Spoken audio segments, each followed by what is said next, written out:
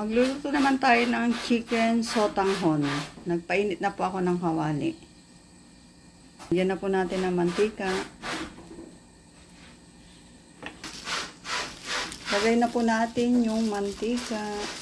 Tapos sunod ay bawang.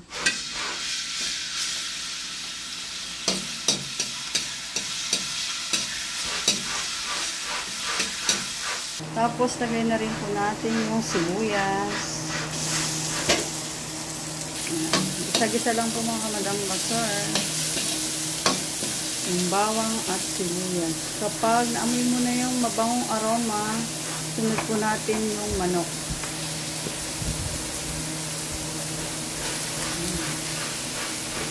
Chicken sotanghon naman po tayo para maiba naman ang ating ulam. Tapos lagyan po natin ng paminta. Pamintang durog.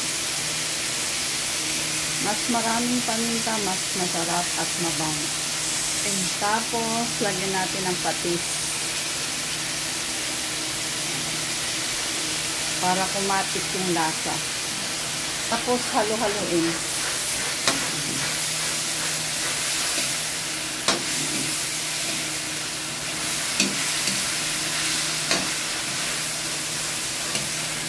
Isang kutsa po natin mabuti yung manok para matanggal yung lansa.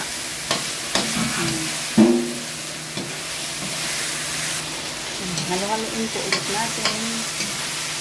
Tapos lagyan na po natin ng tubig. Tansya-tansya lang po yung tubig mga kamadam bakar. Pag kumulo po ay sunod po natin yung sotanghon. Tapos, lagyan po natin ng Knorr chicken cubes. Tapos, mamasitas na aswete.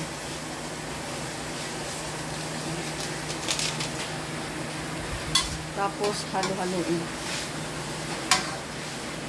Tapos, lagyan po natin ng asin. Tapos, bechin. Tapos, lagay natin yung carrots. Ayan. Tapos, lagay na po natin yung sotanghon. Ayan.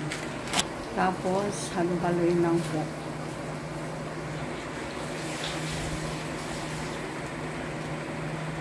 Tapos, lagay na po natin yung repolyo.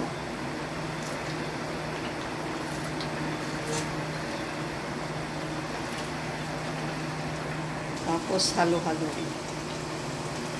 Ayan na po ang ating chicken sotanghon.